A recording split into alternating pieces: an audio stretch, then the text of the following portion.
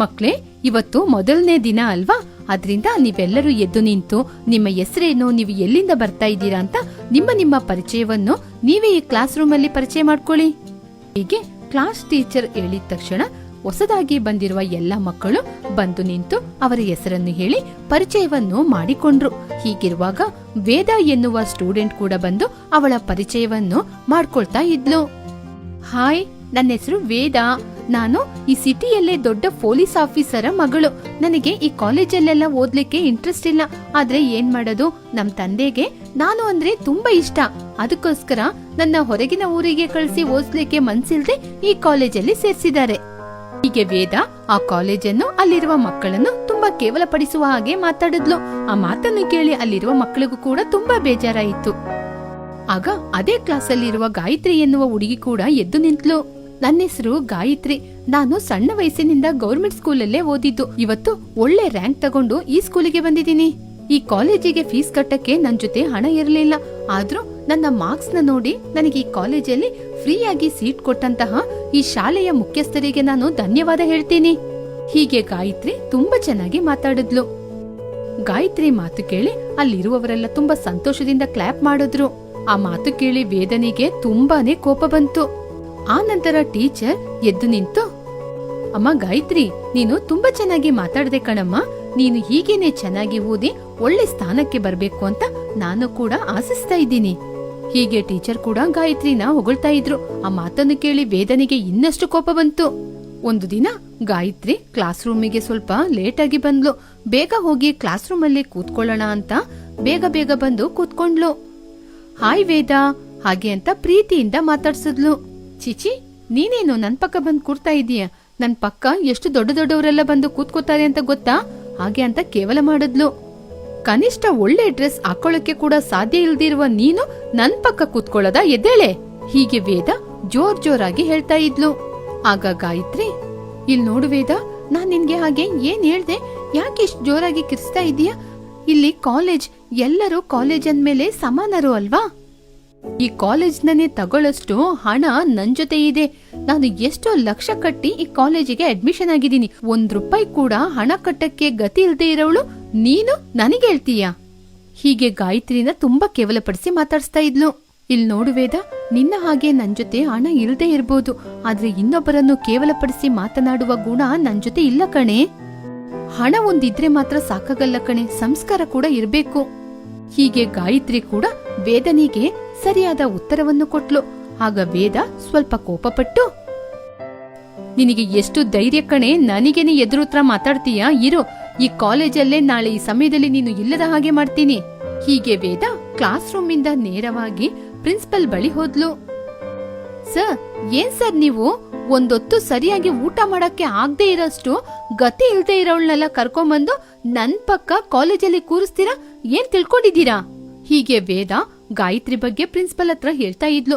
ಆಗ ಪ್ರಿನ್ಸಿಪಲ್ ವೇದನ ಮಾತು ಕೇಳಿ, ಇಲ್ ನೋಡಮ್ಮ, ಇದೇನು ನೀನ್ ಅನ್ಕೊಂಡಿರುವ ಹಾಗೆ 5 ಸ್ಟಾರ್ ಹೋಟೆಲ್ ಅಲ್ಲ. ಬಡವ್ರನ್ನ ಒಂಥರ ನೋಡಕ್ಕೆ, ಶ್ರೀಮಂತರನ್ನ ಒಂಥರ ನೋಡ್ಲಿಕ್ಕೆ ಇದು ಕಾಲೇಜ್. ಇಲ್ಲಿ ಎಲ್ಲರೂ ನಮ್ಗೆ ಸಮಾನರೇ. ನಿನ್ಗೆ ಇಲ್ಲಿ ಇಷ್ಟ ಇಲ್ಲ ಅಂದ್ರೆ ಈ ಸೀಟ್ನ ಕ್ಯಾನ್ಸಲ್ ಮಾಡ್ಕೊಂಡೋಗು. ಹೀಗೆ ಪ್ರಿನ್ಸಿಪಲ್ ವೇದನಿಗೆ ಕೋಪದಿಂದ ಹೇಳಿದ್ರು. ಒಂದು ದಿನ ಗಾಯತ್ರಿ ವೇದನಿಗಿಂತ ಮುಂದೆ ಬೆಂಚಲ್ಲಿ ಕೂತ್ಕೊಂಡು ಅವಳ ಪಾಡಿಗೆ ಓದ್ತಾ ಇದ್ಲು. ಅದನ್ನು ನೋಡಿ ಬೇರೆ ಮಕ್ಕಳೆಲ್ಲ ಅವಳನ್ನ ನೋಡಿ ನಗ್ತಾ ಇದ್ರು.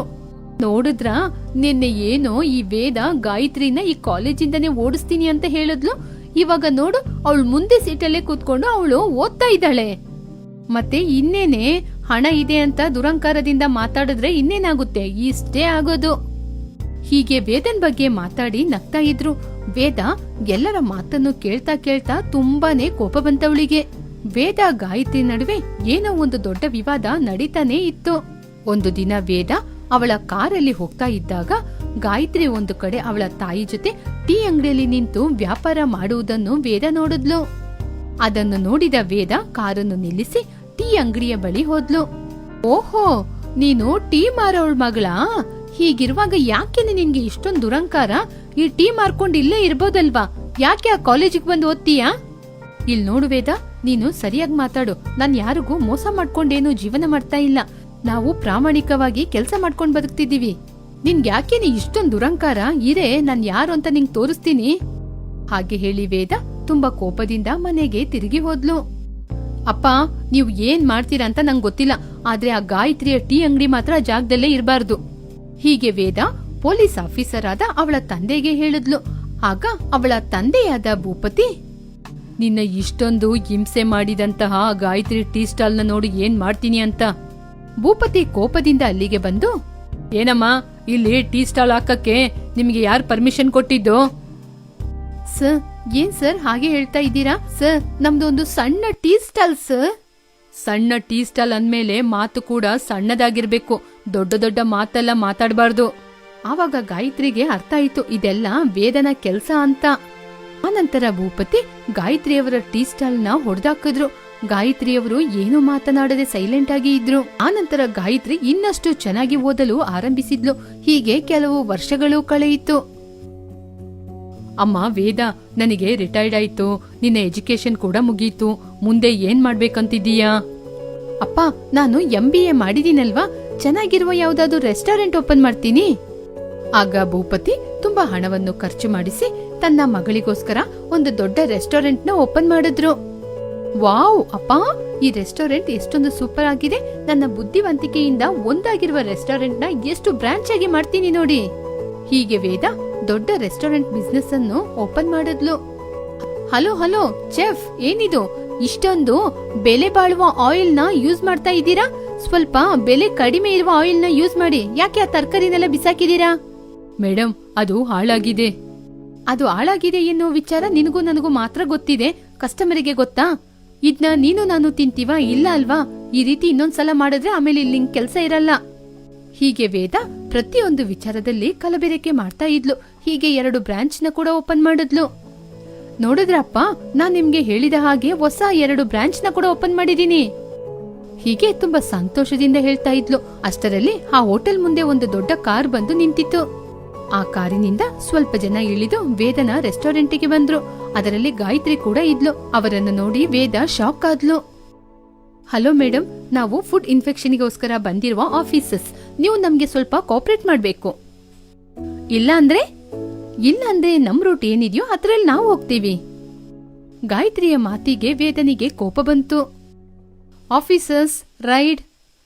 ಆಫೀಸರ್ ಎಲ್ಲ ಹೋಗಿ ಪರಿಶೀಲನೆ ಮಾಡುವಾಗ ಅಲ್ಲಿ ಎಲ್ಲವೂ ಕಲಬೆರಕೆ ವಸ್ತುಗಳೇ ಇತ್ತು. ಮೇಡಮ್, ಇಲ್ಲಿ ಎಲ್ಲನೂ ಕಲಬೆರಕೆನೆ.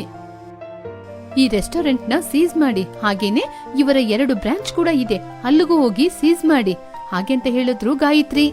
ಆ ಮಾತು ಕೇಳಿ ಗೊಂದಲವಾದ ವೇದ, ಸೀಸ್ ಯಾಕೆ? ನಿಮ್ಗೆ ಎಷ್ಟು ಹಣ ಬೇಕು ಅಂತ ಹೇಳಿ. ನಿನಗೆ ಹಣ ಕೊಟ್ಟು ಎಲ್ಲ ತಗೊಳ್ಳೋದು ಅಭ್ಯಾಸ ಆಗಿರ್ಬೋದು, ಆದ್ರೆ ನನ್ನ ತಗೊಳಕ್ಕಾಗಲ್ಲ, ಸೀಸ್ ಮಾಡಿ.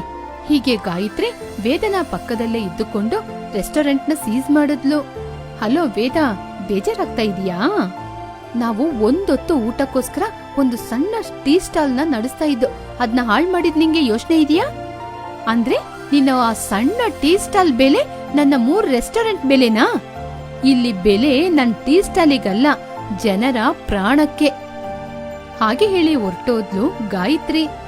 ಆವಾಗ ಅರ್ಥ ಆಯ್ತು ವೇದನಿಗೆ, ಯಾರನ್ನು ಕೂಡ ಕೇವಲವಾಗಿ ಯಾವತ್ತೂ ನೋಡ್ಬಾರ್ದು ಅಂತ. ವೇದ ಮಾಡಿದ ಕಲಬೆರಕೆ ಕೆಲಸಕ್ಕೆ ಅವಳಿಗೆ ಶಿಕ್ಷೆ ಕೂಡ ಆಯಿತು.